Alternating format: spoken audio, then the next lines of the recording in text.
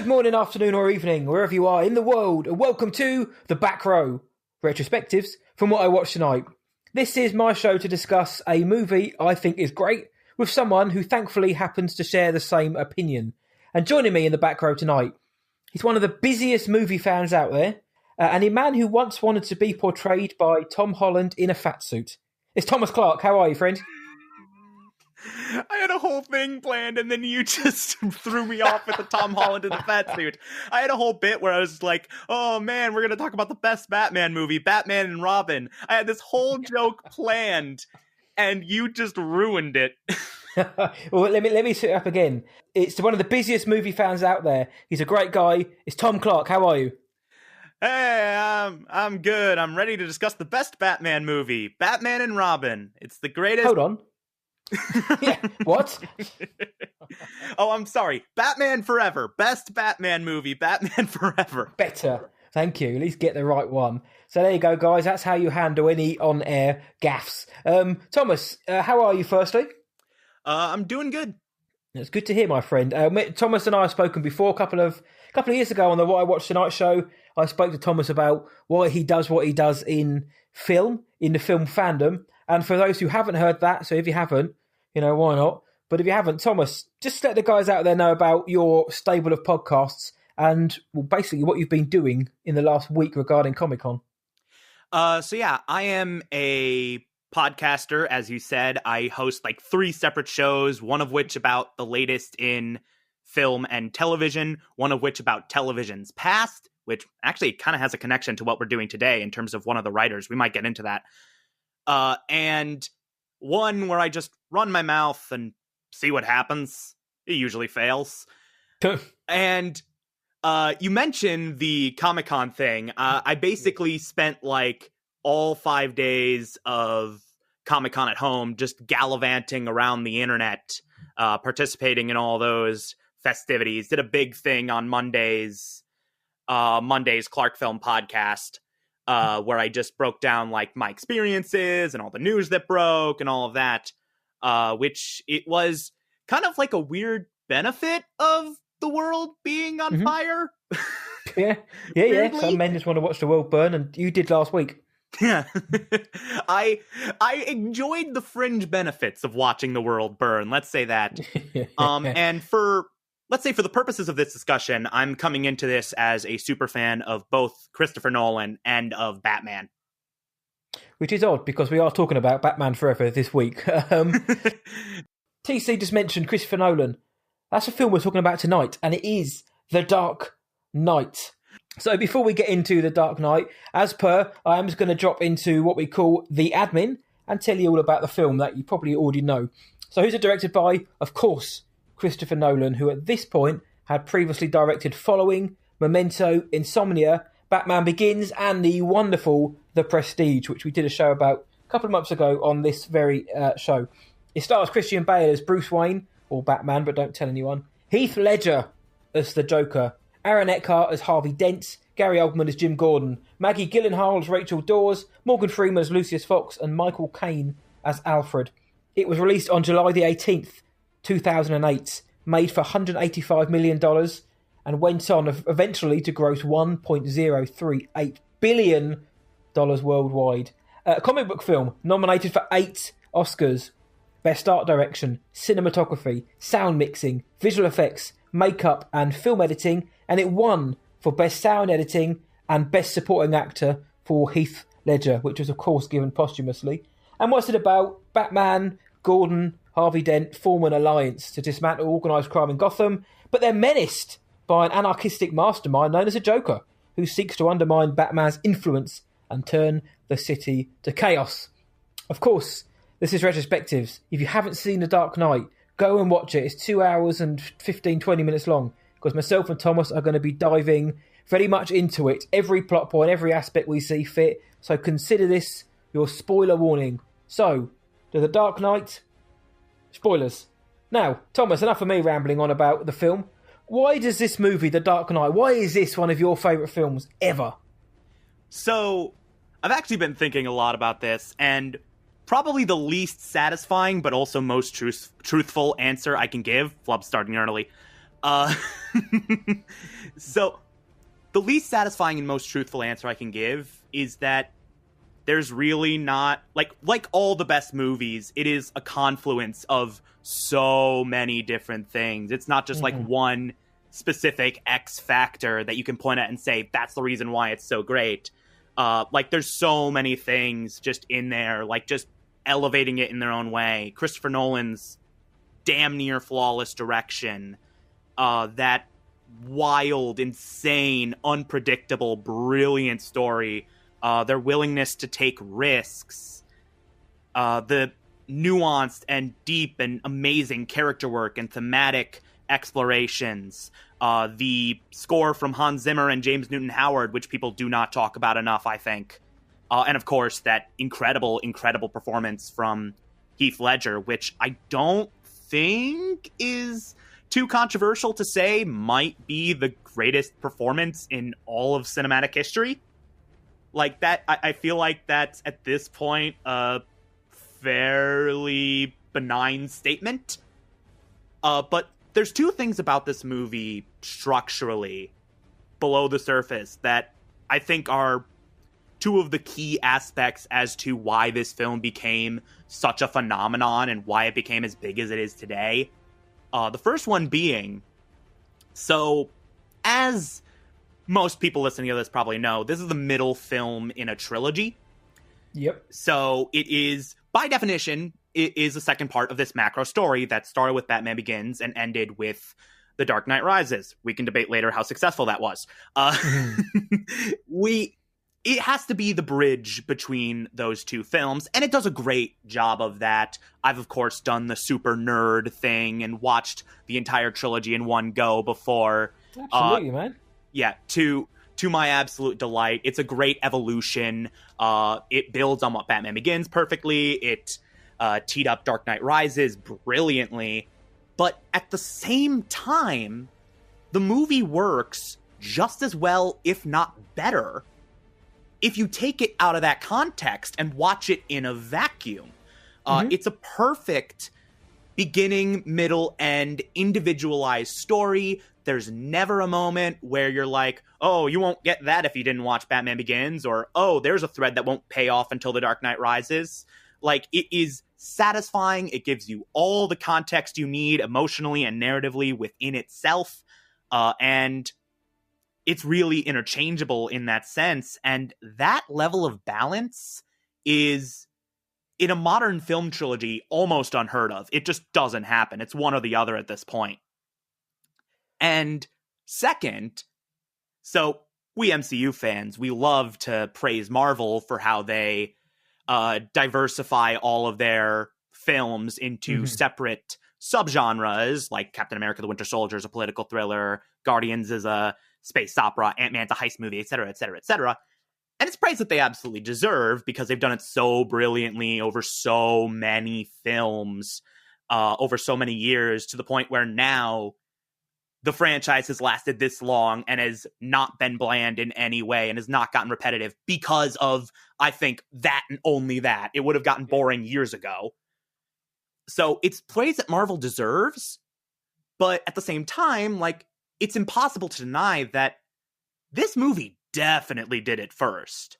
Like, this is, in its bare bones skeletal structure, a crime thriller. And it's a damn good crime thriller at that. It's like one of the best crime thrillers in recent memory.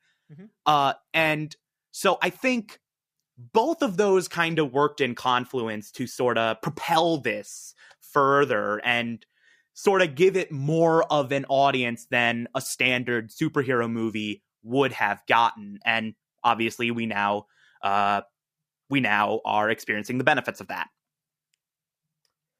Well, there's some analysis and words that I can't top. So thanks for listening to this episode of the Retrospective. Honestly, everything you've just said I completely agree with your first point about liking the movie isn't as simple as I like it because this and this. It is a coagulation of everything. There's a smorgasbord of delightful treats throughout this film.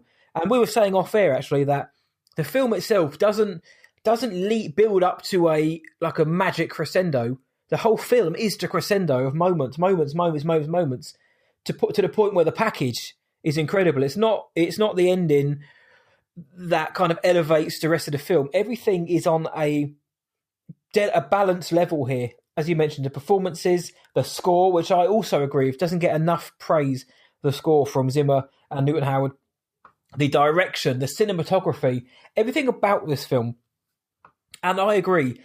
As a second film, it sets up, it leads off from where Batman Begins left off. And I think Dark Knight Rises is set 8 years later. So they gave themselves enough breathing room to tell their own story, but also have it connect to the Dark Knight in a satisfying way, given obviously the real life events of Heath Ledger's passing, because obviously he was due to have a bigger part in that film had Nolan written the film differently, and thank goodness he didn't. But honestly, there are some fabulous reasons there as to why The Dark Knight would be your top film. So before we get into even more reasons why, when did you see this? Because this came out in 2008. Did you see it at the cinema when it came out, or did you catch it after? Okay, so before I answer that question, a little fan theory moment. I genuinely believe that if Heath Ledger didn't die, Dark Knight Rises would have had a subplot where Bane lets out the Joker and just lets him commit like any whatever chaos he wants. I genuinely think that would have happened. Can you imagine? I mean, I was going to mention that later, but sod it, because there is that. Had Heath Ledger's Joker been in The Dark Knight Rises, how obviously the film would have been wholly different. But can you imagine the trilogy then? And again, I'll save any thoughts on the film of The Dark Knight Rises that we got till later on. But in this hypothetical world, I mean, how could that have been? Yeah, that would have been good.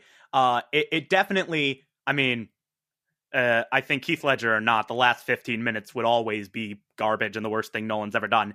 But it would have been really, really cool. But going back to the question you actually asked of when I first saw it. So I have a weird story with The Dark Knight. Here we go. So as anyone who knows me knows, I'm disgustingly young. I'm like 23. I hate myself. So I was way too young to see this in the theater when it came out. But I also had this moment a couple years later when I turned 13. My mother, who in a twist of fate is now my landlord, side note, nice. She lied to me and told me that the movie was rated R, even though it was actually PG-13, so I couldn't watch it, even when I turned 13 and the floodgates opened. Side note, my mother was very strict about PG-13. She took the 13 literally. So when I turned 13 and the floodgates opened on PG-13 movies, I couldn't watch The Dark Knight. And a few months after I turned 13, it was that summer, I was at a water park. This was before I developed IBS, and water parks became the subject of my worst nightmares. I was at a water park, and one of those like sky rides certain amusement parks have, where you get on this like little gondola and go over like the park. Yeah. Me and my brother were on one of those. Like, we were chilling. It was the end of the day. We were about ready to go home, and somehow the conversation got to Batman, and I mentioned offhandedly how it. Yeah. I mentioned offhandedly how I couldn't watch The Dark Knight because it was R. And my brother was like, no, it isn't. And I was like, wait, Mother told me it was rated R. She lied to you. She is dumb and didn't know. Her justification, by the way, is that it, quote unquote, looked scary. It's got a clown on the front. It's got a clown with scars. We don't know how he got them. It's a very scary movie. It doesn't have Batman in the title, as we know. I went home, watched Batman Begins for the first time, because fun fact, I did not know this was a sequel. So I watched Batman Begins, and then the next day, I watched Dark Knight for the first time. And I was watching it, and the entire time, I knew I was watching something different. I knew I was watching something like very, very different from the Batman that I knew from other films I had watched and from other Batman whatever I had consumed. Mm-hmm. I really, really liked it the first time. I was really engaged with it. And then over the years, I watched it more and more and more and more and more and more. My weird autistic brain needed the same stimulus over and over and over again. I, of course, became a big fan to the point where I did actually get to see The Dark Knight Rises in theaters. Nice. So, well, we can debate how nice that is later. Yes. Quick note on The Dark Knight Rises. It's fine, but it's disappointing compared to this movie. It's like a 7, whereas Batman Begins is like a 9 and Dark Knight is a solid 10. So, yeah. But that was my story, and it's bizarre. That's a good story. It beats my story, which was I saw it when it came out. Not quite as exciting, not as fun, but I do remember, obviously, The Dark Knight it was and still is the subject of IMDb message board history, the Hall of Fame, because I remember being on those IMDb message boards back in the day, and they did go up in flames and burn when Heath Ledger was cast as a Joker. All of the talk you hear about, what is this pretty boy from 10 Things I Hate About You in a Knight's Tale and all that was being cast as a Joker. Ugh. That was all true and not too dissimilar to the crap you put up with on social media nowadays. And even when the film came out, the fans were like downvoting The Godfather and Shawshank to try and get The Dark Knight to the top of the IMDb top 250. I mean, it is still third or fourth. I looked at the other day actually, but so I remember going in with a lot of hype because people were hyped about this film from the marketing materials, which I'll mention, the cast, Heath Ledger's performance had got a lot of praise by those who'd seen it, and of course the tragic passing of Heath led to more interest or heightened interest in the film. Plus, it was a Nolan film, and which was getting more and more hype as well. Praise Nolan as a filmmaker by then. So I saw it when it came out, and I absolutely dug it. That's the first scene, which I know we're going to speak about in a minute, but I just knew, like you said, when you first saw it as a guy who got lied to by his mother, when I first sort of saw it, and on the big screen with that intro, it's like, holy moly, this is great. And it never let up. And on subsequent viewings, I've seen it so many times. And of course, I rewatched it for this episode 2 or 3 nights ago now. And every time I watch it, I just think this is really, really something else. So, in terms of all these moments where pussyfooting around, you know, when you've heard retrospectives, we just talk about what we loved about the film, our favourite moments, sequences, anything that we love. We're going to gush about it now for the best part of the next 60, 70 minutes. So, Thomas, I know you've got a few, but The Dark Knight, I know it's hard, but what are 1 or 2 or 3 are your top moments going in, which just define this film? Okay, 2 things first. 1, I may or may not get evicted, because again, my mother's my landlord. 2, if you want to read more about what Matt just talked about with the lead up to that film, I highly recommend reading Glenn Weldon's book, The Caped Crusade, which is such a good deep dive into the entire history of Batman and how the fandom evolved with it. I love that book so much. Wow, that sounds awesome. Absolutely read it. There's a whole chapter on the Dark Knight trilogy. What's it called, sorry? Great. The Caped Crusade. The by Caped Glenn Crusade. Weldon. I will check that out. I wonder if it's available on ebook. I might try and check that out later on. Yeah. So that out of the way, favorite moments. So this movie is big for me in that it gave me 3 of my favorite scenes in cinematic history. Awesome. Yeah. So the first being, of course, that opening heist sequence. Yep. Which honestly could be its own short film. Yeah. Like, it's so tense and brilliant and introduces you to this world so well. And it's just exhilarating. The interrogation room scene with Joker and Batman, that's just a masterclass in both philosophical and psychological warfare. It has like such incredible dialogue. It gets right at the hearts of both Joker and Batman as characters. Mm-hmm. It's easily the best acting in the film, both from Ledger and Bale. And then the third being that final confrontation with Two-Face, which is just so painful on so many levels. Seeing how far Harvey Dent has fallen, watching Gordon beg for his son's life, seeing how much Batman has failed miserably on this front, and crescendoing to those agonizing coin flips. All of those moments were just incredible.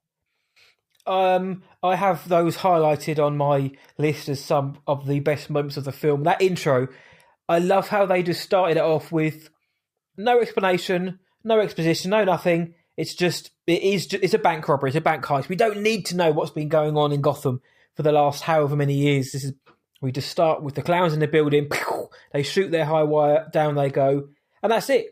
They're offing each other one by one because the boss told them to do so, and it's a fabulous way to start the film, to get the tone of the film, and not just the tone narratively, but visually as well, and also for things like dialogue, because it's quick and it's snappy dialogue.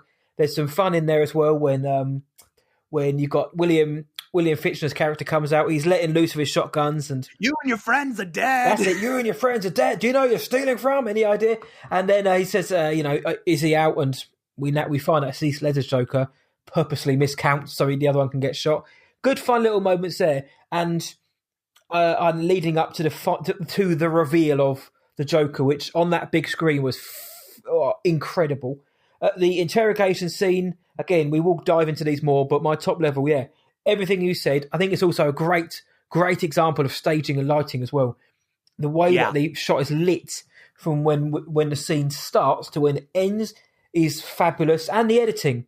Nolan has caught some flack for editing, especially fight scenes, and especially from Batman Begins. The Dark Knight, he clearly learned his lesson, and the editing in that scene is great, and the ending as well. I mentioned the film doesn't lead up to a barnstorming end, and I said that, as I said earlier on, because there are so many moments like the two we just mentioned which keep you on the edge of your seat. And this isn't a film of the ending is the best part, everything's the best part, but like you said, all leading up to Commissioner Gordon's final speech to lead us out of the film, that wonderful monologue he gives.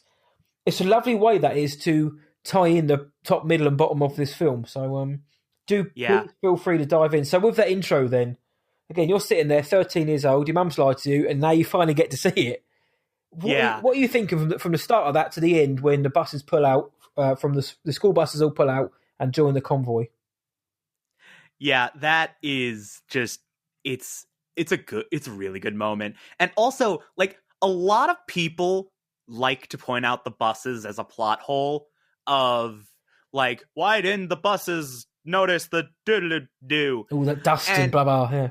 Yeah, I like to view it as, like, this is how broken Gotham is. Mm-hmm. Good shout. Because Gotham is, even leading into The Dark Knight, it's gotten better, but there's still tinges of it. Mm-hmm. Like, Gotham is, like, the most corrupt city in ever.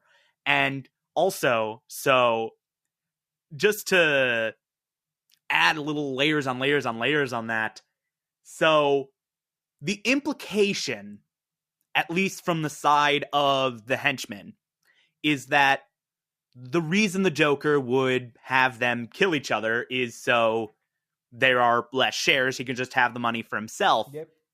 And then later on in the film, he says he doesn't care about money, which means he had his henchmen kill each other because he could. Yeah, it's amazing the body count that the Joker piles up in this film.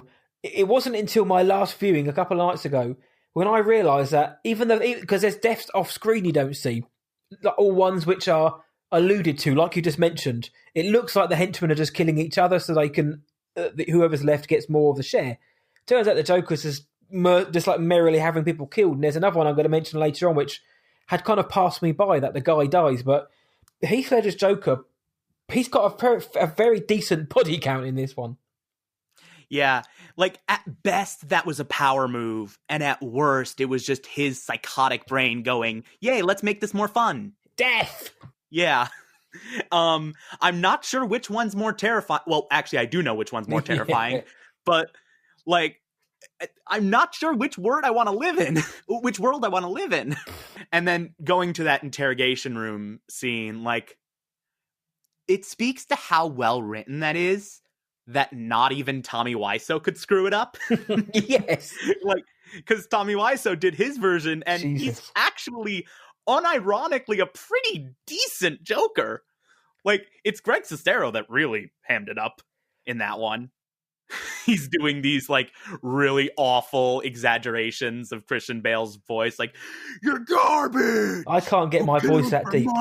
I've tried, but my voice just won't go that deep, and I'm not even going to try. So you can be Batman this time. I'm not the Batman this podcast deserves." I can be Gordon. A watchful protector. A dark knight. I can do that with Gordon's soft tones. But that interrogation scene, the writing in it is excellent. With obviously before they get to the fight scenes, it's just two excellent actors across each other from a table acting, but it doesn't feel like you're watching people act because you can't see Christian Bale's face. I still struggle to see Heath Ledger under all that makeup and grunge. It's just two characters in a seemingly real life documentary film that's done so well, trading blows, and before they actually come to blows, or one-sided anyway. Yeah, this is what's so good about The Dark Knight, is that the terrifying part of it is all of it could theoretically happen. Yeah. Like, it's so grounded. Like, even in terms of this trilogy, even by this trilogy's standards, it's super grounded. Well, it's insane. It is. You just got a madman who doesn't kill for world power. He has no superpowers. Neither does the hero. The protagonist is just very rich. Well, of course, we get that with Tony Stark, but he builds outlandish things, whereas Bruce Wayne just wants to be able to turn his head in a more comfortable manner in his batsuit. Yeah. I also feel like that's some, like, tacit dig at the Keaton era Batman of, like, Keaton really could not turn his head. Just move your body. Love Keaton, but some of that suit was impractical. Yes, again, I agree. Keaton, wonderful. Suit, I mean, it looked like it did in the comic books because comic books don't move either. So, poor old Keaton. Yeah, he had a whole thing. So what's kind of striking me of what you said about, like, just a madman who doesn't kill for power just because he can, there was the Aurora shooting where literally life mimicked art. Like, there's some debate over how much The Dark Knight specifically influenced that, but, like, it's certainly reminiscent of the fictional world of that movie. Yes, it was I remember that. I don't know. Yeah. Horrifying moment that you kind of, at this point, you can't really talk about the Dark Knight trilogy without at least having that in your brain. No, and that's not exactly, and it's not something you'd want to speak about, but it's not synonymous. It doesn't go hand in hand. You don't think of the Dark Knight and think, oh yes, do you remember that horrendous accident? But it's always kind of gnawing away at the back, especially given the hype of the next film. Obviously, whatever happened to Thomas in it, something's clearly affected Thomas. The old microphone gaff. I just, like, so I've hit my microphone on podcasts before. I've never had it happen that badly. It sounded like your whole desk went down. I literally just bitch slapped my microphone, like, onto my keyboard. I told you, he loves the film, but he's got to the point now he's just smashing inanimate objects. Interrogation scene, sorry. So where were we on that one? Because I've just realised Thomas is smacking his equipment now, so he's getting excited. Yeah, what a roller coaster of emotions that was, to talking about the movie, to talking about real life tragedies, to that, whatever that was. I only bring it up because it's so intertwined with the ideology of this movie, or rather the writing of this movie. Yeah, no, I agree. We mentioned the score earlier. I think this is as good a place as any to bring it up because, like, particularly the Joker's theme, if you can call it that, like, it's literally just Zimmer and Newton Howard just going, let's telegraph as much tension as humanly possible. Yep, and when you hear that, just in this music, when you hear those two notes, similar to Jaws, when you hear those two notes rising, you know something's going to happen. Yeah, if if it's intercutting between multiple things at once and it has that drone in the background, something bad's gonna happen. Yep. I mean, it's simple. Again, I'm not a composer or musician to that level anyway, so I don't mean simple as a way of being derogatory. I mean, it's simplicity at its finest. It is two notes rising before we get to the kind of classic Zimmer. It's all drums, all epic. But like you said, as soon as you hear those rising notes, it is kind of like, oh shit, something's going to go down now. And as the further you go into the movie, you know that the Joker isn't playing games. He's not that kind. He's not Jack Nicholson's Joker. This is a Joker who, like you say, is essentially a psychopath. And the score in this is not. And his theme, or the why so serious theme, is excellent. The Dark Knight theme itself, Harvey Dent's theme, is wonderful. There's so many great moments in this. And you mentioned Hans Zimmer and, of course, James Newton Howard as well. The two of them working together to create this. And it's another aspect of the film which helps to elevate the movie even more. But like you mentioned off the top, it isn't one that really gets spoken about, even though Hans Zimmer, we all know the genius of Hans Zimmer, but it's never really mentioned when people speak about his scores. Yeah, and maybe it's because of, like, the biggest theme in that film is, like, that two notes rising. Like, maybe it's because of the simplicity of that one. But this is what happens when you get two of the best composers working today in a room together. They create something ingenious that just really works. Yeah, and a film's score, as everybody knows, it should either complement or elevate what's going on screen. If you don't remember the score, it hasn't done its job as far as I'm concerned. But the Dark Knight is full of wonderful moments, and they always complement what's going on. You need. There's a chase scene going on. Okay, let's get the drums out. The Joker, the madman's going to do something. Okay, let's get the violins scratching and scraping.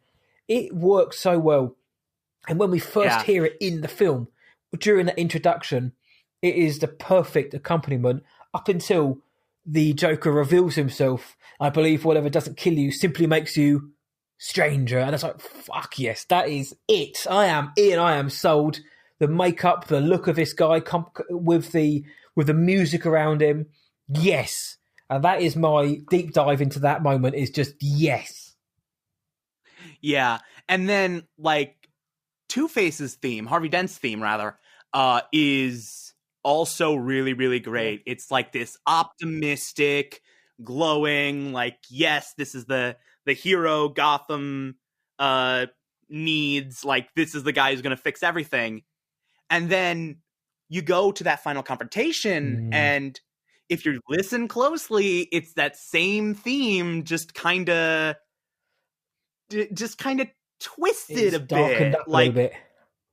Yeah, like more like inverted, more into like minor stuff. And I mean, we're venturing on David W. Collins' territory with the soundtrack show. Like, we're paying homage. We're doffing our caps. Yeah, but it's a brilliant score that just works so freaking well.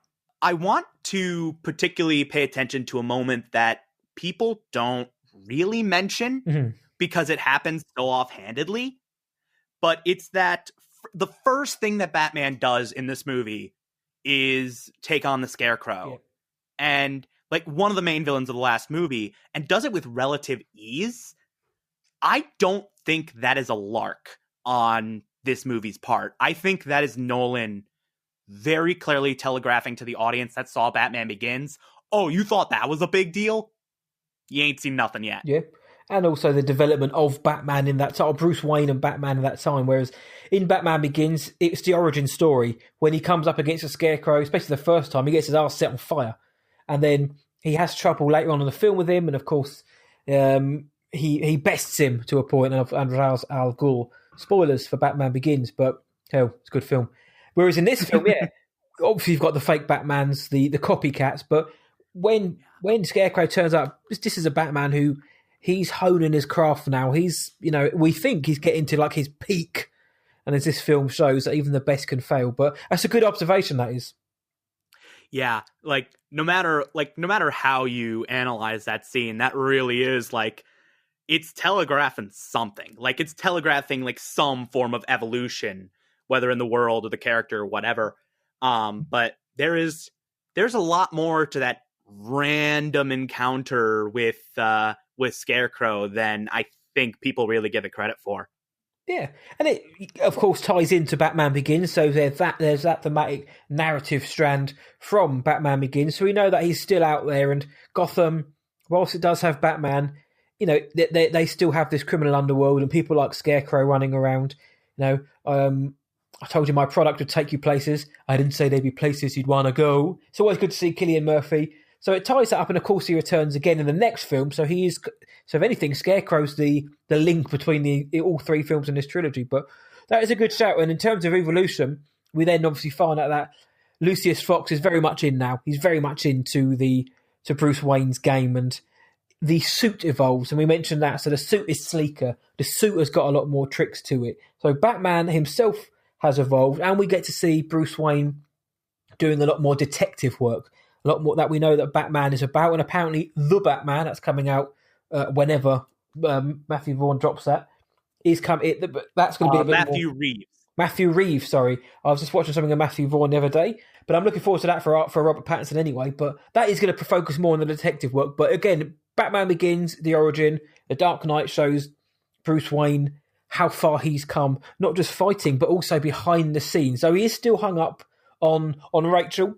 He still can't let that go, and he still believes, even though she's happily with somebody else, he's still like, no, you'll drop him at the drop of a hat for me when you get your chance. And actually, she kind of does at one point almost. But a scene I wanted to mention was fairly close to the intro as well.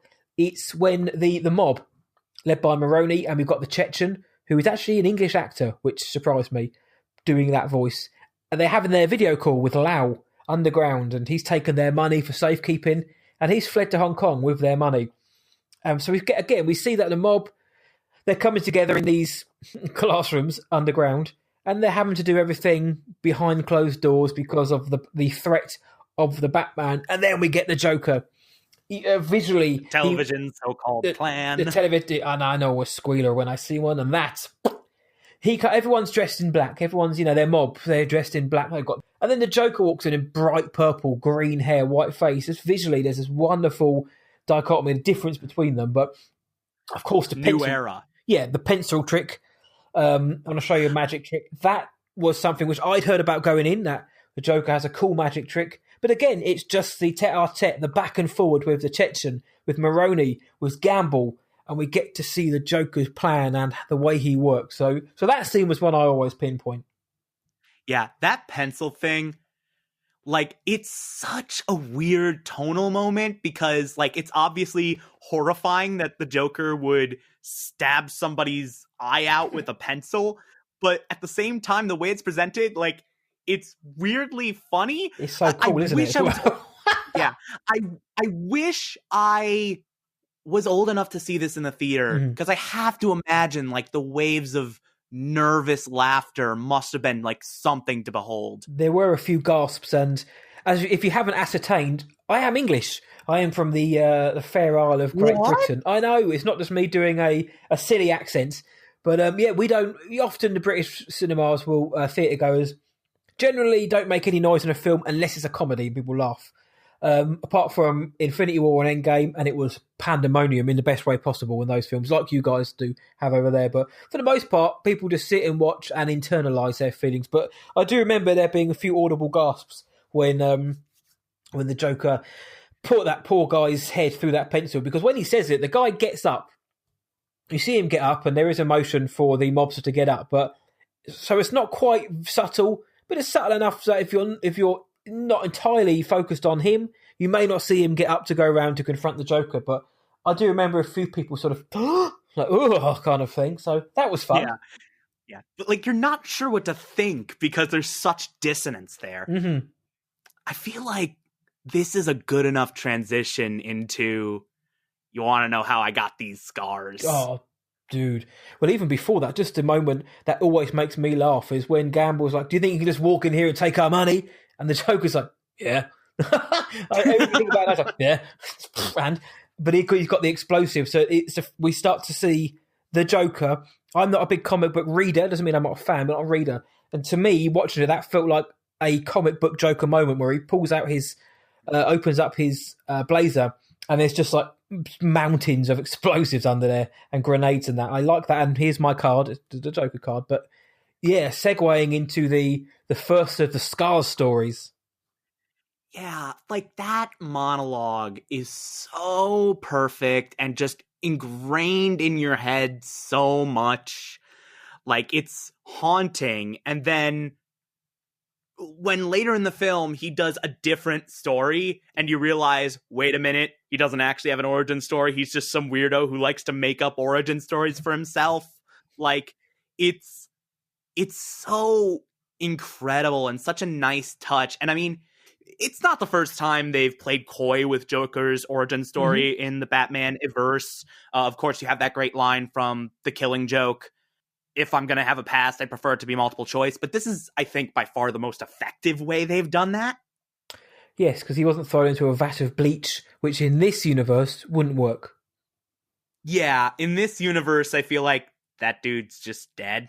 Yeah. This is a completely different one. He just stands in the mirror at home, coming up with these different monologues about how he got scars and applying his makeup dirtily. I like that guy. Yeah, like, it's just, it's almost scarier when it's like up to interpretation and knowing that this guy will never tell you who he is, what his deal is. Like, you don't know. Yeah. No, I dig that. That not knowing just kind of eats away at you. And that's what Nolan wanted, wasn't it? He said many times, this Joker was an absolute. We don't need an origin story. He's just a nutter who turns up, breaks shit, and just does it. There is no rhyme or reason behind it. And when Joker's later arrested, they're like, there's no alias, no other names, nothing in his pocket other than knives and lint. This guy is a nobody. He's off. He is off the radar. He's off the beaten track. And I love that. I love that they don't have scenes of Batman basically trying to work out who he is. He just needs to focus on how to stop him. Yeah, like, all that stuff, like, in the past just isn't important. Yeah, like, no. Who cares? Exactly. I don't care how he rose to where he is now. I just care about what we're seeing on screen now. And I love that Nolan decided to go that way and David S. Goyer went that way rather than trying to be too exposition dumping. And dude, I much, much, much prefer that. And the different stories we get are great. Obviously, the one about his father who's a drinker. Why so serious? And then where the one with his lover who gets the Glasgow Samawi. He starts eating a razor blade, and she can't stand the sight of me. Oh, lovely. And I love the fact that he could just. I wanted to hear more of these absurd stories, but what we got was just excellent. And also the images that it puts in your brain are quite frightening as well. Like the idea of someone as gobbling razor blades, and the idea of someone's father doing that, and let's put a smile on. So many good lines in this film, and yes, a lot of them come from the Joker, but there's so many good lines in this film. Yeah, and also, like, that Joker, he is so, like, scattered and chaotic that, like, even like the goofs just feel in character. That one moment in the party sequence where he's looking for Harvey Dent and just randomly says, you know who he is, which in any other film would have been like, really? They left that in? But for this, it's just like, oh, like, this is the Joker, either A, playing mind games, or B, losing his place. Like, it just works. Yep. And it feels in character. Yep, I agree. And that scene's awesome as well. We are tonight's entertainment. Yes! And getting to the end. And Nolan gets criticised for his dialogue a lot, or lack of, or when he does write it, which to some points I understand sometimes. In this one, Joker is holding Rachel out of a window, and Batman says, let her go, I can't do the voice. And Joker says, very poor choice of words. And do you know what? I agree with him. Who says let her go when he's holding her over a bloody cliff edge, basically? Yeah. I like how they kind of played on that odd trope here. Yeah, and like, it does kind of speak to Batman, how rigid he is and just like absolute. Yep. Like, just he has this one way of thinking. And then the Joker's like a lot more creative in how he goes about certain situations, to put it nicely. Yeah, to put it differently, yes. Yeah. So it just, not only do they play that cliche very well, but like they make it work in the minds of the characters. Yeah, and it, as you mentioned about the kind of the gaps, and what obviously purposeful gaps, but it works. A very poor choice of words, and just Batman has his one rule: he doesn't kill. And whether he's assuming that nobody else will, or doesn't think the Joker will, let her go. Like, you're telling that to a madman, a man who we already know as an audience, but Bruce Wayne and Batman already know is a loose cannon. It wasn't out of character for him to just fling her out the window, which I like how they played on that.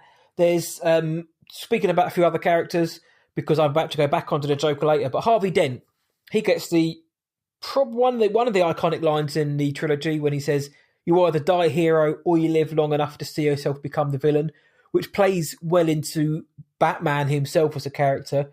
And Harvey Dent as a character, Aaron Eckhart, in this film, what did you think about him, Harvey, and the character of Two-Face later on? Because Harvey Dent does get praised in this film, but of course Heath Ledger takes the biscuit, and Christian Bale obviously is omnipresent for all three. But how did you feel Aaron Eckhart was in this film? Yeah, honestly, with any other film, everyone would have been talking about Aaron Eckhart, and everyone would have been talking about Harvey Dent, because he's so good. He's such a brilliant villain. It's such a great fall from grace arc. Aaron Eckhart, man, that dude deserved a better career than he got. Yeah, that's kind of what I was getting at as well afterwards. Because in this film, he is praised in this film, but anyone falls under the magic of Ledger in this film. But he's gone on to do some decent films, but mainly just kind of generic action. Yeah, he kind of, they tried to make Aaron Eckhart a thing for a while, and he just kept getting given the worst material.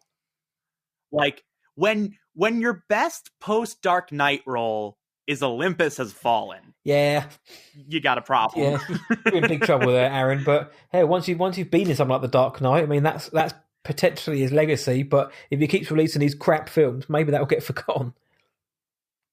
Yeah, although I do love Olympus Has Fallen as a guilty pleasure. That's a fun movie. It's just not good. Well, as a guilty pleasure, that will be somebody's favourite film, so more power to you. But as a guilty pleasure, yes. Yeah, but I mean, look, that came out the year we got A Good Day to Die Hard. We all needed a good Die Hard ripoff. Yeah, Jesus. Yeah, actually, on that, Olympus Has Fallen is incredible. In comparison. Yeah, Olympus Has Fallen should have gotten like all the Oscars when stacked against A Good Day to Die Hard. I would rather that than having A Good Day to Die Hard, to be fair. But I never thought we'd bring that film up in this show, but we have done. So thanks for that, mate. But yeah, Aaron Eckhart, because I think he played the dashing DA very well. I think I believed him as a politician, and of course the rise and fall of Harvey Dent, which was impacted by Rachel's death. Did you see that coming in the film? Like, because I don't read synopsis or watch or try to get any spoilers beforehand where possible, so I didn't see that coming back in 2008. Yeah, I definitely didn't see that coming. The idea of a big blockbuster action movie having a love interest and then killing her off halfway through the movie was just never something that occurred to me. Like, and this is what I was getting at earlier when I was like, part of the reason this movie's so good is that it was willing to take risks. Like, in 2008, any other writer on any other superhero movie would have been like, well, no, she has to live. Like, she's the damsel in distress. We need her. Like, any other writer would have not put Rachel in that situation where she gets like blown up and Joker just like sends Batman to the wrong place. Like, no other writer would have done that. No other movie would have done that back then. And like, that was just such a great moment where, I mean, we kind of had the fake out with Jim Gordon. So what's especially great about this is like, you're waiting for the fake out. And then it's like, oh, there's no fake out. This time it's real. He did say they may be pieces of them, or one piece or pieces of them, and unfortunately Rachel became pieces. Yeah.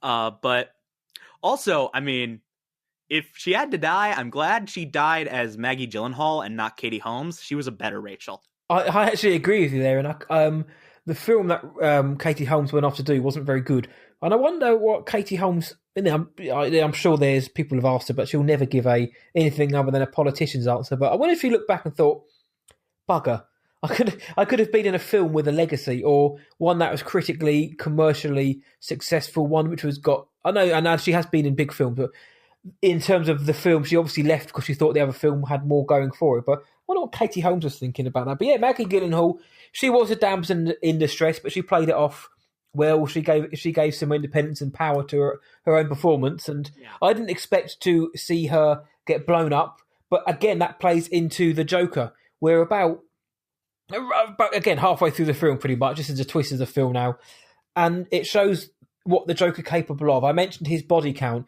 but it wasn't just a few goons here and a few mobs there. It was one of the main characters, the love interest of Harvey the DA and Bruce Wayne himself. It's one of the big three. Just blows her up, just gives her the wrong directions and blows her up. And I love that scene where they're having their discussion over the telephones and speakerphone. And when Batman arrives and sees Harvey, and he's just like, and she can hear him screaming like, "No, no!" And even with the mask on, you can see Bruce Wayne's face is absolutely crestfallen when he realizes not only has he gone to the wrong place and he's going to, Rachel's going to die, but he's been absolutely played here by the Joker. But this set the tone, and it is moments like this, like you mentioned, not just killing off the main character, but the love interest, a female love interest, and I'm sure some people look at that and think, well, why do they have to kill off the woman, or is she only there to further the men's story? But it's still a big moment in the film, which does propel the stories of Bruce and Harvey in completely different ways. Obviously, Harvey getting half his face burnt probably didn't help either, but we see Tommy Lee Jones as this like weird, gungy, purple-faced monster thing. What about this one? Because they had to try and portray it as realistically as possible, so they burnt, had basically set half his body and face on fire. Are you fine with that? I mean, I know you can't change it, but... Oh, yeah, I love that. It feels like more visceral. It fits with the tone of this movie better. And it's just like, it makes for a more terrifying looking Two-Face. Like, people talk about how weird and terrifying the Joker is. Every time you look at the other half of Harvey's face, every time you see that Two-Face burnt off half, like, it's the level of detail there. It's horrific. Like, it's like straight out of a horror movie. And like that one moment in particular in the bar where he like takes a shot and some of it like dribbles out the side. It's like such a good touch. The pain that must feel to have pure alcohol on your exposed muscle. Oh yeah, but he just shakes it off. Like, he doesn't care. He even says you're in excruciating pain. Like, but, at a certain, the doctors say you're not having meds. Yeah, it's almost as if like he made a conscious decision to just stop feeling pain. Yeah, he bloody would have had to, because think of the infections that bad boy would have got as soon as he left the hospital. Speaking of which, hospital scene, that's what I've got highlighted as well. The lead up to the hospital scene where Coleman Reese, who a lot of people were like, Mr. Reese, he's the Riddler. Thankfully he wasn't, because God bless, the guy isn't the best actor. But he goes on TV to expose Batman's identity. The Joker's like, no, bruv, this is my game. I'm going to blow up a hospital if you're not dead in 60 minutes. Great, we're getting to see the Joker's mind going again. No reason, he just wants to get the people of Gotham involved and see if they'll come down to his level. And there's the great scene of the Joker's in Harvey Dent's room dressed as a nurse, and obviously the copper goes in and he says, man, we're going to have to ask you to leave. He just turns around and just shoots him. And then when he speaks to Harvey, he's like, hi. And that is another set of dialogue between the Joker and Harvey in the hospital room. Again, a couple of minutes worth of dialogue, two people just talking in one room, wonderfully executed. Yeah. So a few observations here. One, I genuinely believe that you can say whatever you will about everything else he does in this movie. The threat of blowing up a hospital, forcing every hospital in Gotham to evacuate, might be the most evil thing he does in this entire movie. Like, imagine how many people in Gotham are like having some weird life or death scenario happen. Kids in the hospital. Yeah, and can't go to a hospital because one of them's gonna blow up in an hour. Like, it's really horrifying, especially when you're watching the era of COVID. Jesus.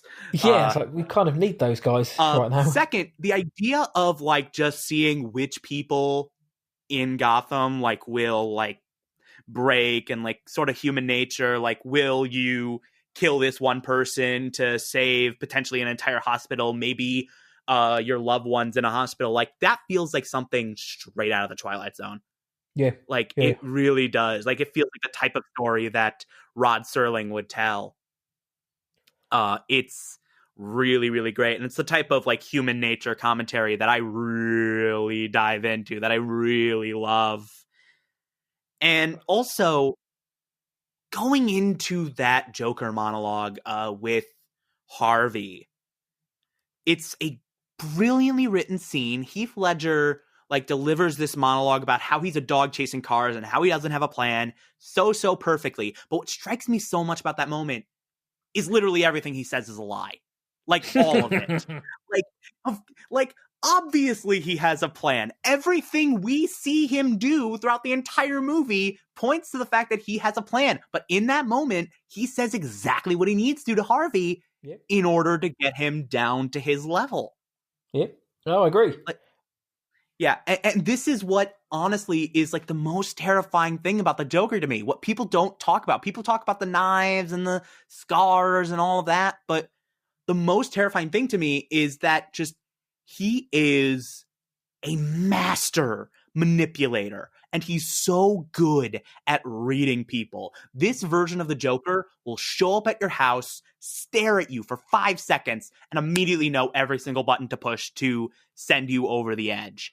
And he does this throughout the entire movie on an individual level with Batman and with Two-Face. He does it on a group level with the mob and the GCPD. He does this on a societal level with everyone in Gotham. Like, it's just so brilliant. And they write that manipulation so perfectly. And it bubbles under the surface so well. And not enough people talk about that aspect of the character. Yeah. Introduce a little anarchy, upset the established order, and everything becomes chaos. Said to a man who lives his life by flipping a coin. At one point, it was a double-sided coin. Now it ain't. So, yeah, looking at a man who lives by chance with an actual chance coin now, what a thing to say to somebody, you know. Basically, flick your coin and whatever happens, happens. I love that. It's a great point. How, you know, the man who orchestrated the introduction bank heist had no plan. Seems like he did. The one who got out of jail by rigging someone's gut with a mobile phone seemed fairly planned to me, and everything like that. And this as well. On your point about thinking about the people of Gotham, you know, getting everybody out, would people turn against one of their own in order to save the rest of Gotham? Who's to say that if Coleman Reese gets killed, who's to say Joker ain't blowing up the hospital anyway? It's not like he's out of character. Same with the ferry scene later on. You know damn well that if one blows, he's going to blow the other one up just because he can. And that's what I love about this iteration, is that you're not sure whether to not trust him, but you can't never know whether to take him for face value. If Coleman Reese is killed, will he stay by his word and not blow the hospital up? If at the end of the film, and like you're saying about bringing the people of Gotham down to his level, who are the ones who want to blow up the other ship? It's the normal citizens of Gotham. He's got to them. It's the prisoners aren't as vocal, but the Gotham citizens, they're the ones who are like, those guys had their chance, and then you've got that you know, the big man on campus who thinks he can blow it up and then chickens out. Joker's got under everybody's skin, and it's a film where the bad guy wins. Doesn't matter how anybody tries to frame this, how they try to say it, the bad guy wins every way in this film. And that's another reason why this film works. Yes, we get something like Infinity War, the bad guy wins. Does he? Because it's all been undone by time travel and stuff like that. Whereas in this film, they don't have such ridiculous plot lines. the Joker wins. The only way that Batman tries to cover it up is by taking the fall. So therefore, he becomes the villain, and everything's gone to shit because the Joker's master plan has worked.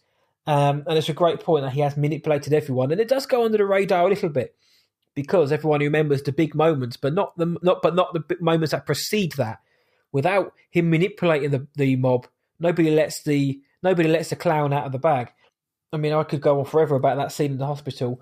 I love the dialogue. I love how he's dressed up as a bloody nurse, and of course, the moment where he tries to blow up the hospital and doesn't quite work, and he has to kind of improv a little bit before the damn thing actually blows up. I really like that scene as well. And it's one of the classic scenes from the films. Him coming out, arms outstretched from the hospital, was, you know, it should be blowing up, but it doesn't. But he sticks to his plan, and he's manipulated. Dent is now the bad guy in the film. And another little touch is when Harvey's sort of turns his head, you can see a little bit of blood in his pillow. Nice, very small touch, but it's nice that they put that in there because I'm sure he'd leave some gunk on the pillow. But the ferry scene as well, Joker said he's going to blow up both the ferries at midnight.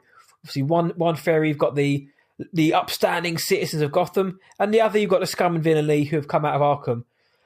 He says if one doesn't blow up one boat, he'll blow both of them up. I still believe if one had blown up, he would have blown the other one up anyway. But before you mentioned the Two-Face altercation at the end, what about the ferry scene, which is kind of the Joker's swan song? How are you feeling about that? You know, it's interesting. I mentioned the Twilight Zone earlier. This reminds me of a very, very specific episode of the Twilight Zone. I can't remember the name of it, but it's the one where, like, there's the alarm sounds that nuclear bomb's about to drop. Right. And because Twilight Zone was Cold War hysteria.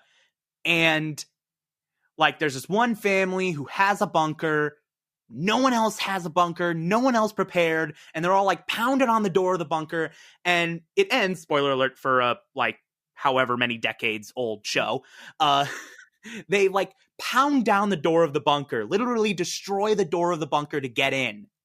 And then voice comes on the radio. So we kind of screwed this up. It was a false alarm. Sorry, everybody. And then they all now have to just live with it. And you kind of have this one moment of like, so we just showed our true colors. Yeah. Where do we go from here? And like, this kind of feels like that. This kind of like mirrors the fairy sequence very, very well. Like you see sort of certain people showing their true natures. Some like the really cartoonishly large prisoner saying like, give me the detonator and I'll do what you should have done 10 minutes ago. And then throwing it out the window, which is always a great like moment. And then the other guy like almost setting it off, almost pressing the button and not doing it. And like all the people on that ferry who said like, blow them up. They had their chance. Yeah. Like they all now have to live with that. Like they literally were trying to condemn an entire boat full of human beings who ended up sparing their lives.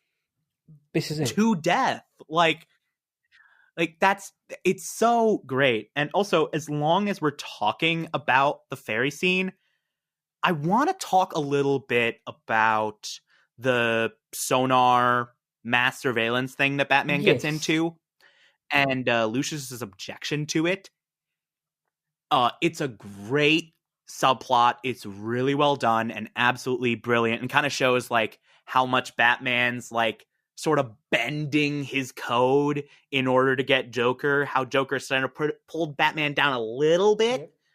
But also, I guarantee you, I can tell you exactly which one of the three writers wrote that. Go on.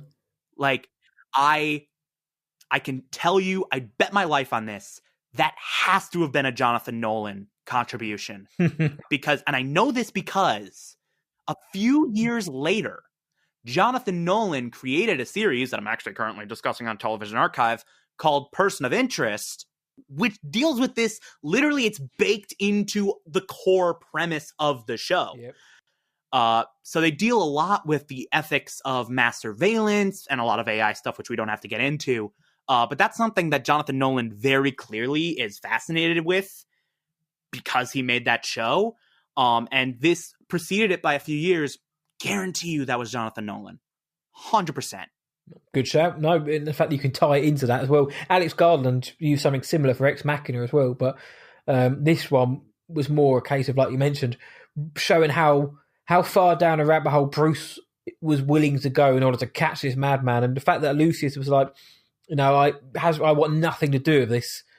It shows, because Lucius has gone along with a few crazy ideas, but like I said, spying on 30 million people isn't part of my job description. This is my resignation. I like how they handled that moral side of it as well, and again also how it was resolved. Yeah, little Easter egg for the 5 person of interest fans listening. You are being watched. The Batman has a secret system, a machine that spies on you every hour of every day. I designed the machine to detect acts of Joker, but it sees everything. Violent crimes involving ordinary people. The Batman considers these people irrelevant. We don't. Hunted by the authorities. We work in secret. You'll never find us. But victim or supervillain, if your number's up, we'll find you. No, if anyone out is listening who knows a point of interest, I hope you appreciate the persons of interest. Clearly I don't. I hope you understand what Thomas has just done for you and the lengths he's willing to treat you. Yeah, that was, for those of you who don't know, that's the opening monologue of the show from Michael Emerson. Here we go. And now it's on the Dark Knight episode. Yeah, it's interesting to see, few years before this show that I've spent the last month breaking down. And seriously, I know I'm harping on this so much. Watch Person of Interest, everyone. It's so good. But it's just fascinating. I just wanted to bring that up. Also, it's a really, really great subplot on its own merit.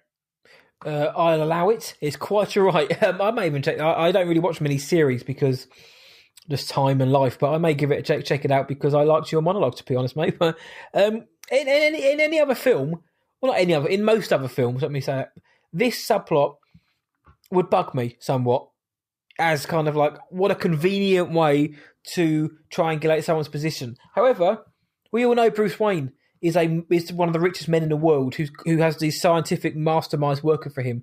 It's not out of the realms of possibility that a man with his reach, power, influence and money could do something like this. And let's face it, we're all being watched anyway, some way, shape or form. But so I didn't mind it in this film, and I know a few people have issues with it, but I like it. I think it works. And you've got to lead up to that final battle somehow. You can't just have them stumbling on each other in somewhere or fighting outside the town hall. You have to have something clever to catch this mastermind. And hell, it worked for me. And yeah, the fact that the citizens of Gotham showed their true colours.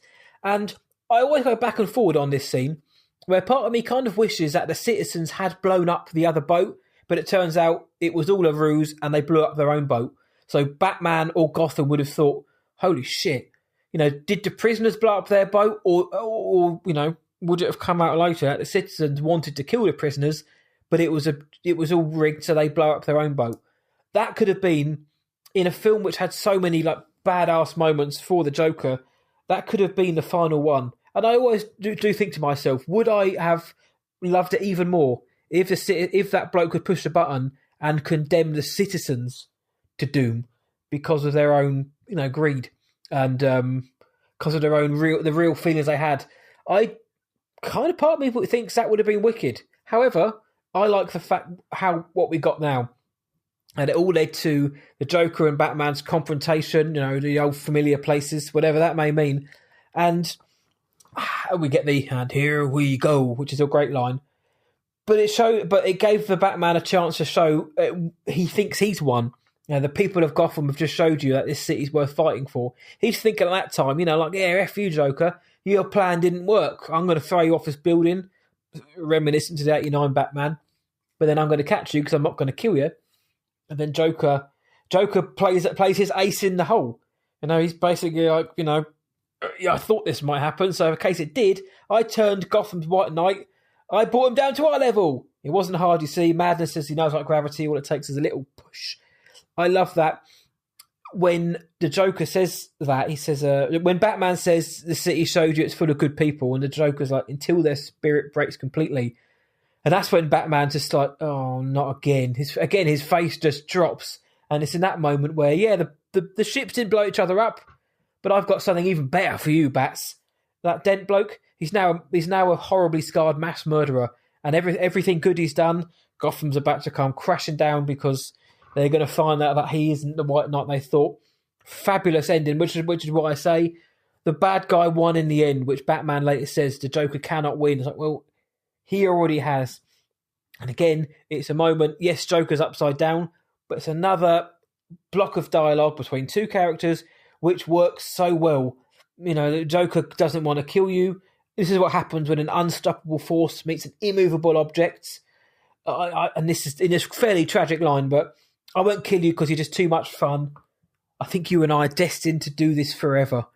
And of course, the characters are in the world of comics, but you know, it would have been great to see this Joker and Batman go toe to toe one last time in The Dark Knight Rises. But again, sadly, we didn't do that. We didn't get that because of the tragic passing of Heath Ledger. 5-6 months before the film came out, January the 22nd, 2008. But I think that's a great lead up to the scene which you mentioned, where the Joker's out of the game now, but Dent's just going on a killing spree, and now he's got Gordon's kids, and it's a great scene. Yeah. So two things I want to mention. First off, regarding your fairy theory, Rod Serling would be proud. That would have been like, if that had happened, I would be convinced that Rod Serling just came back from the dead and wrote the Batman movie. Two, I also want to mention that with that last Joker monologue, I love how that scene is shot. Yeah. I love like the whole upside down camera. Like it's just, it's so good. Mm-hmm. It's an amazing bit of cinematography. But yeah, we lead that into the Two-Face thing, which we've already kind of dissected a lot. Mm-hmm. But it's phenomenal. I do want to say, like, one really quick thing. We kind of skipped over, like, the best action sequence in the film. Yeah, we can go back and forward, dude. Yeah. That convoy sequence. Dude. Excellent. Absolutely brilliant. Like, probably the best piece of action that Christopher Nolan has ever filmed, quite frankly. And I count, by the way, Inception in that. Well, fair enough. No. Yeah, it moves along at a great pace. And it's got those moments of, oh no, when the convoy is in full flow, and then they see the fire truck overturned and on fire, and it's like, we as an audience know, oh no, that can only mean one thing. And of course, I have to go underground, and the Joker's in his truck with slaughter is the best medicine, and how he's the theme. I love that touch. Slaughter, it's and I mean, Nolan's come out and said the theme of The Dark Knight is escalation. You know, you bring a knife to the party, we'll bring a handgun, so on and so forth. But in this scene, the Joker starts off with a handgun and ends up with a sodding bazooka. So I love this scene. And again, it shows the Joker is, first, an excellent character, but the lengths he will go in order to draw out who he thinks is the Batman is... And of course, he gets foiled by Gordon at the end with the fake out death. But there's so many good moments in this scene. Of course, the truck flip, come on! Yeah, and also, like, talk about taking risks. This scene destroys the freaking Batmobile. Oh, mate, the Bat tank gets destroyed. Yeah, that gets completely destroyed, and we're left with the Bat Pod, I believe it's called. Yep. But, like, that's a moment where it's just like, oh, wow, there's really no lengths that this movie won't go to just break everything. Which, by the way, another instance of just how good this movie is. This movie, this Batman movie, does not feature the Batcave at any point, and none of the fanboys cared. It's a great shout. That's good. Like, that's how good this movie is. Like, any other movie, you know people would have been up in arms. Like, how could you not have the Batcave in this Batman movie? Like, but this movie's so good that nobody cared. That's a good shout. But that's a truly spectacular action sequence.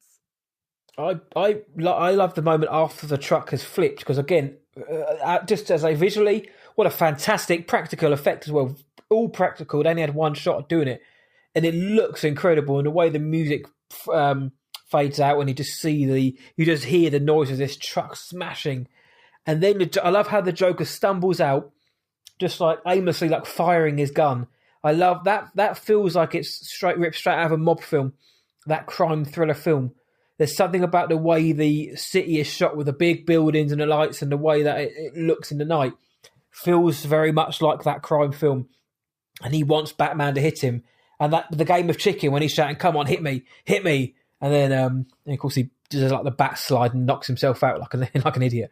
And then Gordon apprehends the Joker, gets promoted to commissioner. We then get into the prison scene, of course, before we get the interrogation scene. And I wanted to mention that the lighting in that scene, when you just see the Joker's face when Gordon is talking to him, it's just his white face surrounded by shadow, and it's beautifully, beautifully creepy.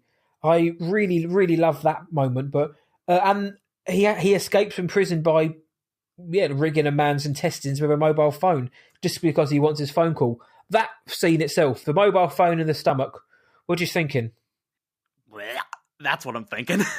No fancy happening? No fancy a phone in your gut? Yeah, I mean, look, if I were to put a phone in a part of my body, I would not want it to be my gut for so many reasons.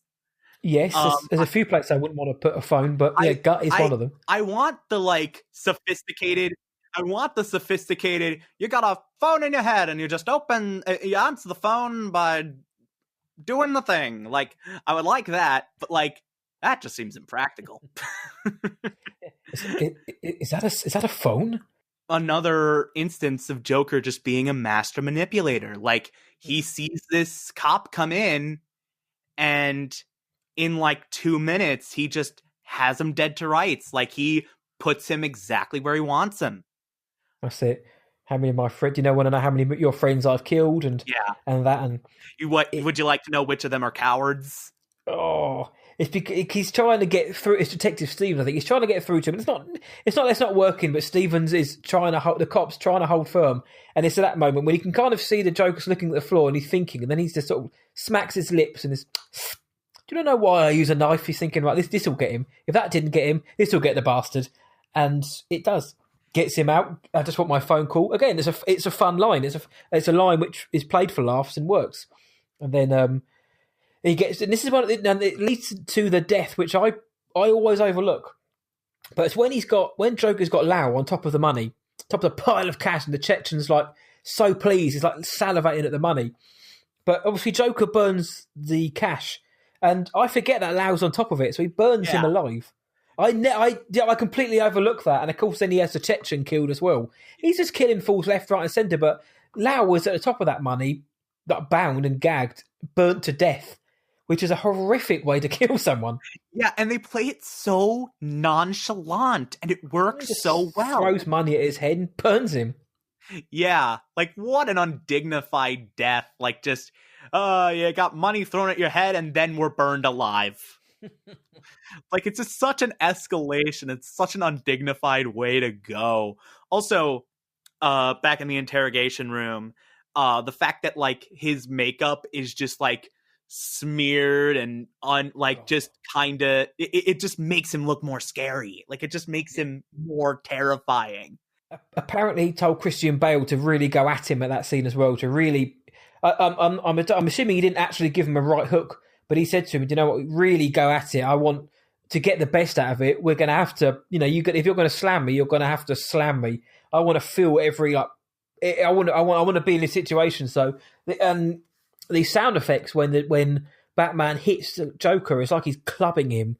Really good, and I did win the Oscar for sound editing, but the sound effects are just really wince-inducing. It's Jesus, how hard is he hitting this guy? And he's just getting up still. His makeup's smeared, but the Joker's just laughing it off because he knows the Batman isn't going to kill him. He's got nothing to threaten him with because he's got his one rule, which we knew about anyway. And that's what it comes down to. The Joker will do anything he wants. He's willing to go anywhere. Batman isn't. Or at least he's considering it as well, but he won't go there. And poor old Lau thinks he's the right. He's played as a bit of a dick, and let's face it, he is. Yeah. He's I go to Hong Kong, far from dense jurisdiction. Batman's going to get you. We get that ridiculous IMAX shot of on the skyscrapers in Hong Kong of Batman launching himself off the building. I love all those IMAX shots. Dude, I mean, I'm scared of heights. So in IMAX, I was never lucky enough to see it in IMAX. I know it's been re-released in some IMAXs over here, but just in standard cinema screen, those scenes were making my stomach turn because you really captured the scope and scale of those moments.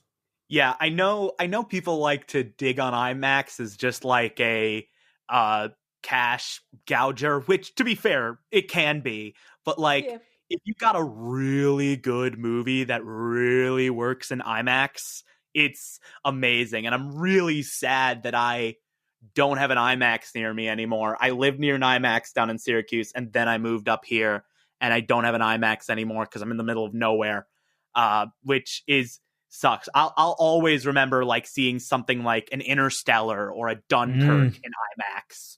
Both Nolan films as well. Of course. Nolan knows how to get the mileage out of IMAX of just not just in scale, but in sound. I remember in Interstellar, the seats were rumbling, and it was just so. And in IMAX, with Dunkirk, they do not hold back on the sound in Dunkirk. Every gunshot and everything is supposed to be every bit as ear piercing and intrusive as it is in real life. That so pops in IMAX. It's I'm going to be honest, I went half deaf by the end of that Dunkirk IMAX screening, but it was the best kind. It was it was I went to a rock concert, but scarier. It's a white knuckle. Dunkirk scared the hell out of me. Again, the use of music in that was just score. Sorry, not music. The score and the way that they utilised that was just pant-wettingly terrifying. And the sound, and I didn't get to see it in IMAX, but I imagine that it would have been both sides of my pants would have been filled if I'd seen it in IMAX. Or underwear for you Americans. Sorry. Yeah, IMAX, when it's utilized effectively, can be such a great way to see a movie. And then sometimes something comes out and it's just you clearly wanted some extra cash. You clearly wanted to justify charging more. Well, the intro to this film was shot in IMAX as well. So that shot was, getting to see the Joker's face in IMAX would have been wonderful as that reveal. But those Hong Kong scenes, man, I like it. I think they're very decent. And I've only got a couple more main notes. I mean, have you got any other major moments, main scenes, or anything you wanted to jump on? Oh, I've exhausted my list. Go ahead, go nuts. Well, mine aren't big moments. They're little moments which I liked. One of the ones is when Dent puts the mob behind the bars, 540 something prosecutions, and the mayor Mayor Garcia he's challenging him. He's it's all on you now. Everyone's going to come after you. And then you get the jump scare, which scared the shit out of me in the cinema, and does every time when the fake Batman slams into the window, which then transitions into Joker when he has it on the news taunting the captured fake Batman, and he just screams, "Look at me!"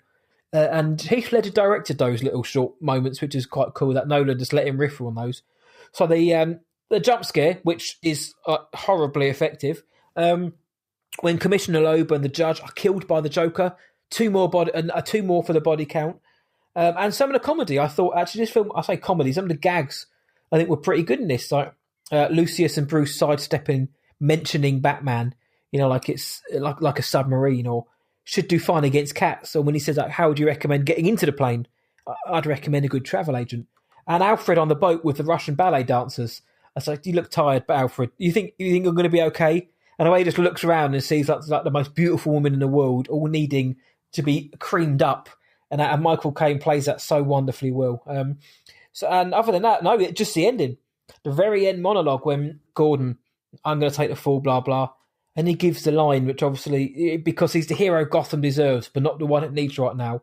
So we'll hunt him because he can take it, because he's not our hero. He's a silent guardian, a watchful protector. He's a Dark Knight. Yes, they said it.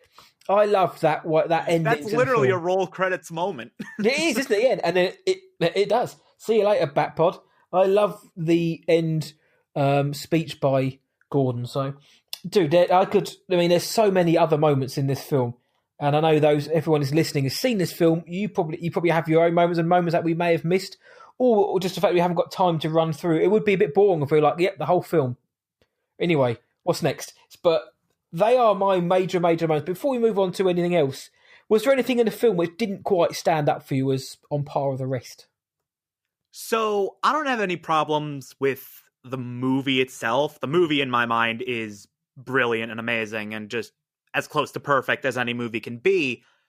But I have, like, real problems with The Dark Knight's legacy, certain things that have happened with Batman storytelling and with the Batman fandom as a result of The Dark Knight. Interesting. Yeah, two major issues. One, so we kind of, as a result of getting this brilliant, masterful film with The Dark Knight, we now in the post-Dark Knight era have absurdly high expectations for every single Batman anything that ever comes out. Mm-hmm. Like, whenever a new Batman movie or TV show or whatever drops, we're all like, this is gonna be perfect, especially if it involves the Joker. And if it's not, a lot of people will immediately just go, this is the worst thing ever. It's not perfect, therefore I hate it. Sounds like fandom.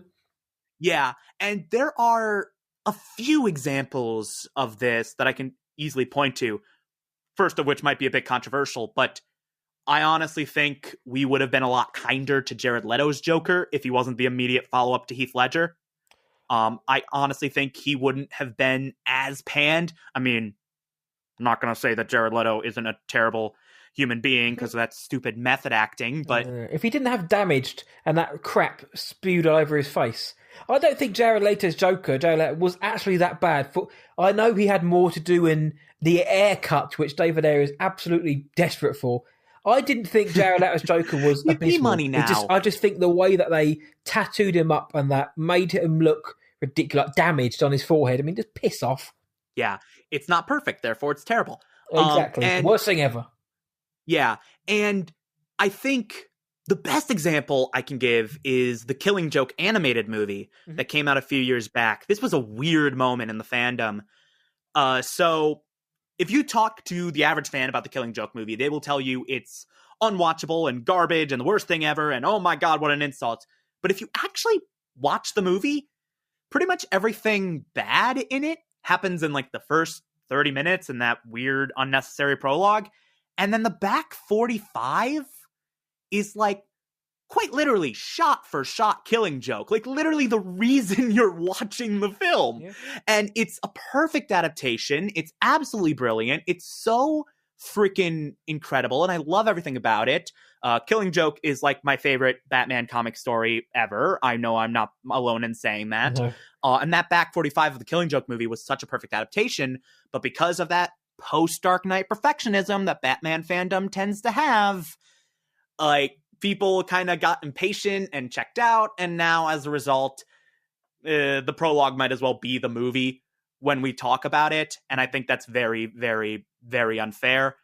And to be clear, none of what I'm saying is exclusive to Batman. Like, there is, like, pretty much any franchise with a pulse these days has it to some extent, especially if it has the word star in the name. But this is really the only one where you can point to a very clear moment in the history of the franchise and go, yep, it's that. That's what did it. Mm-hmm.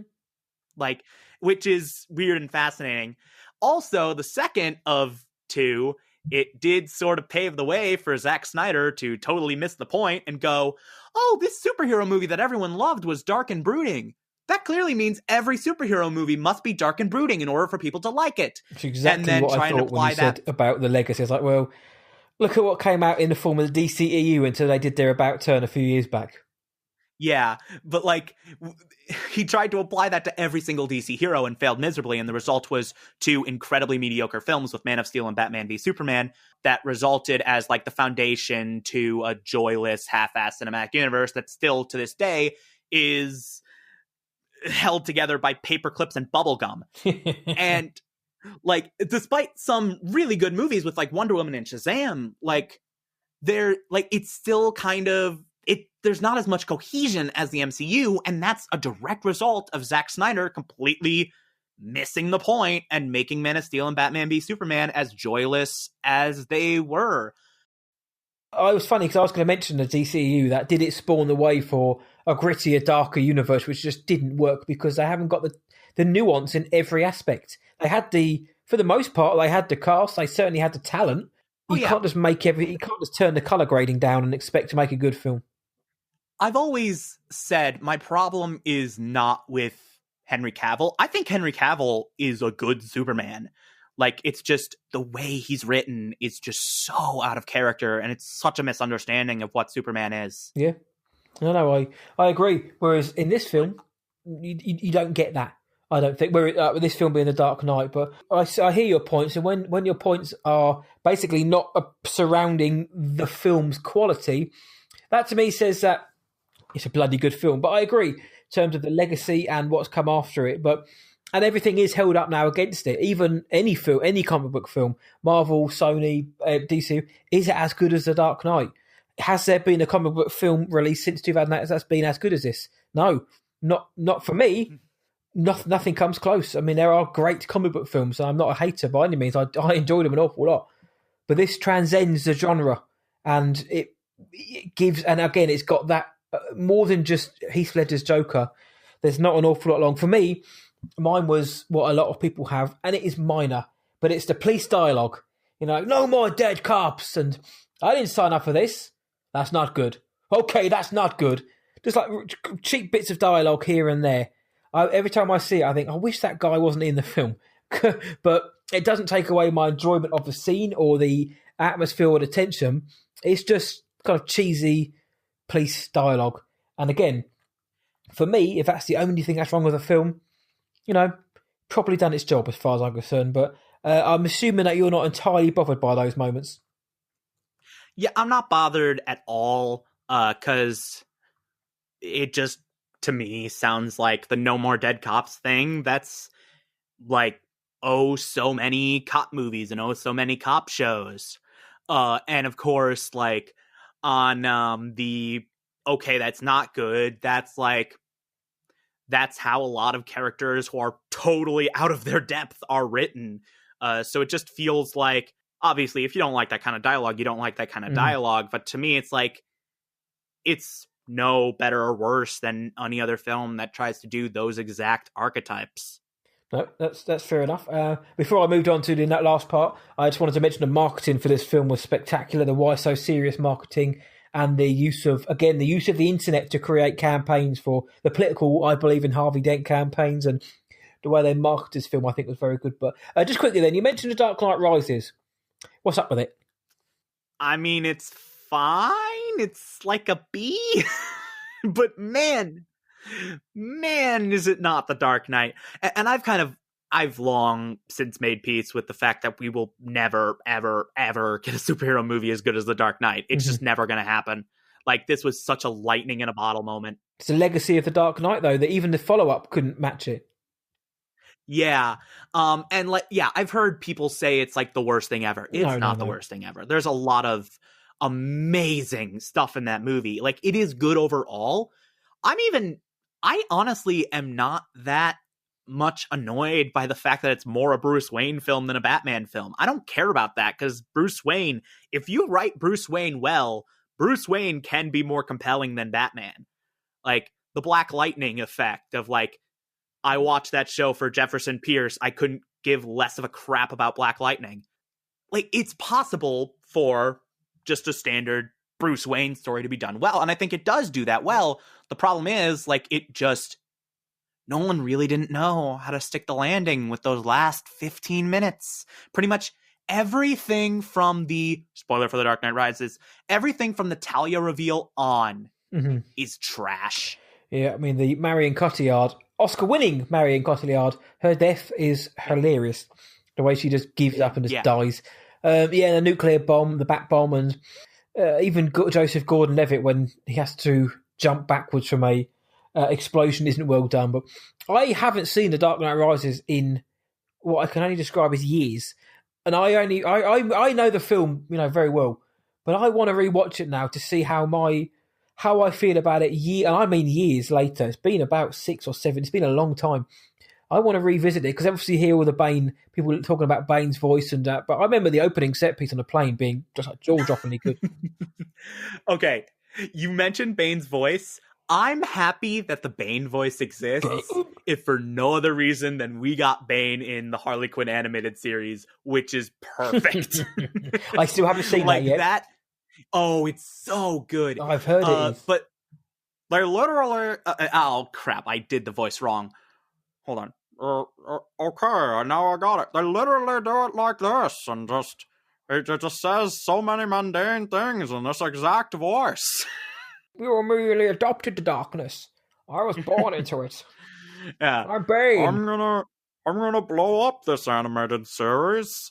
There's actually, by the way, I totally forgot to mention, by far the funniest riff of The Dark Knight is in the Harley Quinn animated series.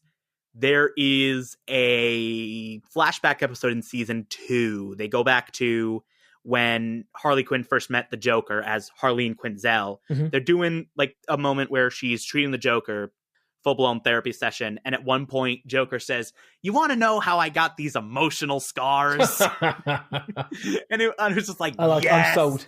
I'm sold already. Yeah, it's so funny. It's so hilarious and is balanced so well with like a genuinely good story and genuinely great character depth. It's amazing. It's so. I've heard a lot of good things about it, so I have been wanting to check it out because we do have it on. I have been meaning to check it out, but life gets in the way, as Jeff Goldblum didn't say, but I'm going to pretend he did. As is the opposite of what Jeff Goldblum said. It is, but life must find a way though. So okay, the final part then is The Dark Knight, and I know you've called it a solid 10, but is The Dark Knight the best comic book movie of all time? Oh God, yes. That was easy then. That was easy. Better than Elektra. Oh yeah, way better. I mean, yeah, it's. By the way, when I say it's the best comic book movie, know that I mean that because I've watched a lot of comic book movies. I've watched too many to count, and I've watched. I even in terms of Batman, I've watched so many Batman movies. I literally.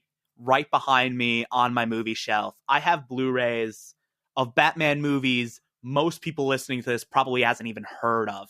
I got a Blu-ray of Batman versus Teenage Mutant Ninja Turtles, which is a real movie that exists, and it's shockingly awesome. Good. So believe me when I tell you, this is best Batman. Thomas has had the final word. The Dark Knight, pretty good. No, I agree. For me, it's the best comic book movie of all time. Yeah. There are other films which are very good. Like I mentioned, the original X-Men films. I like the Raimi Spider-Man films, and the MCU has got some bangers too, but The Dark Knight is number one. It's going to take an awful lot to topple that because I had everything going for it. So I asked you guys out there, what did you think of The Dark Knight? And on Twitter, in a poll, 89% of you were fans of the movie, meaning 11% of you were wrong. And on Instagram, though, 100% of you were fans. And checking the numbers on the poll, a lot of you voted on Instagram. 100%. It's the first movie I've ever done on this retrospective series where everybody on one social platform at least dug the film. And a couple of comments. Renegade 6 Killer Adrian King said, it's the Empire Strikes Back of comic book movies. I don't think it'll ever truly be matched within its genre. Anders Holm, good lad. He said an influential and near perfect comic book movie. Ants at Garbage Vortex, the Northern Hunk, said, it's a good crime drama elevated to a great movie by a single god tier performance. The Star Wars podcast, our friend Pete, said, it was scary but in a very real way. Joker is in your face with no real explanation of his goals, which gives him an extra edge. The Bat has to up his game to win and be the best Bat he can be. That ending, well, it left so many possibilities for a truly awesome sequel. Jab and Slash said, very good movie, all around great writing and directing, one of a kind. Keith1692 said, honestly, I think it's the second best Batman movie of all time. When Pep pushed, he said The Dark Knight Rises was his favourite and did give some good reasons why. Scott316 Legend said, fantastic. Elliot Heffron, my man, said, well, he said it's a masterpiece. And 1/4 portion, the King of Wales, said, it's put a smile on my face. Everybody is in agreement that this film is quite good. So guys, thank you for voting. Thank you for your comments on The Dark Knight. Thank you for listening to everything what I've said, but all the wonderful stuff Thomas has said and brought up about the film and the eloquency of which he has delivered such statements. So, Thomas, thank you so much for coming on tonight, giving up your time to talk some Dark Knight. Yeah, I could be watching Scooby-Doo and Guess Who now, but I wasn't. I'm going to go and watch The Dark Knight Rises now, and I think I might put it on. To be fair, it's like 7 hours long, and it's already 11 o'clock. Tomorrow, I'm going to watch The Dark Knight Rises.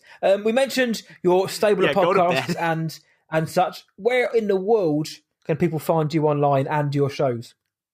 Okay, so buckle in. I got lots of links for you.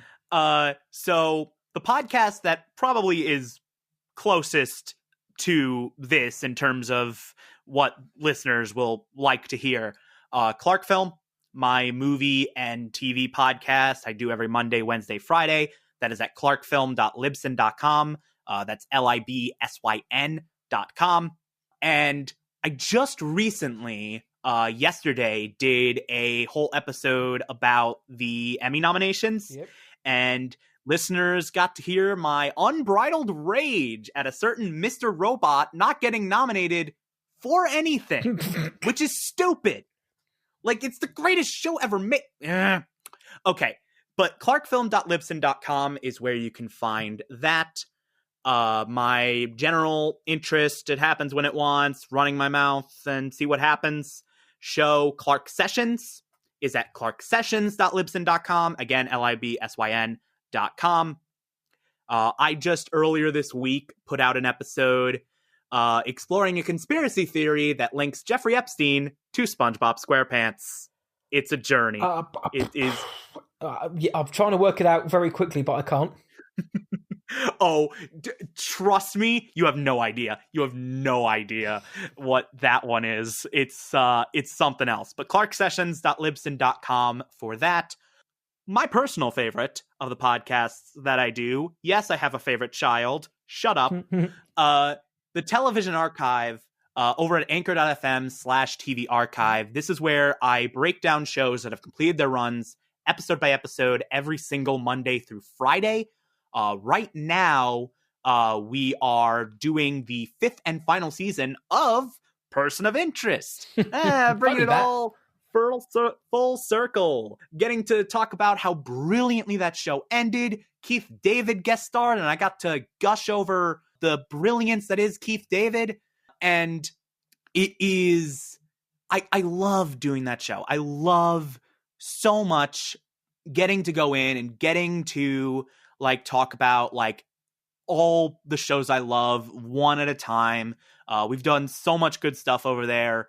And that's my favorite of all the shows I do. I absolutely adore that one the most. I enjoy all of them, but this one's my favorite child. And of course, follow me on Twitter and Instagram at TomTom4468.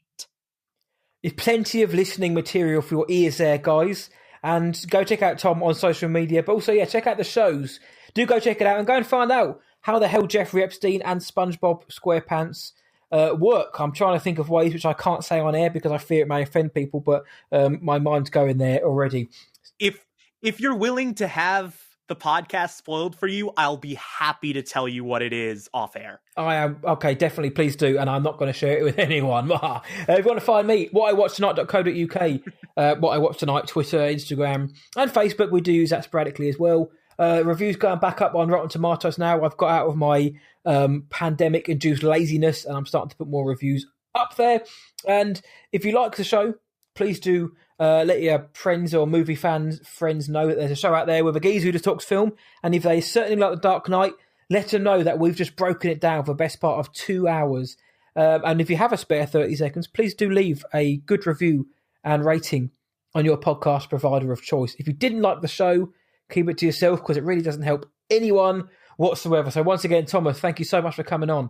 Listeners, thanks again for having ears and listening. And from me, see ya.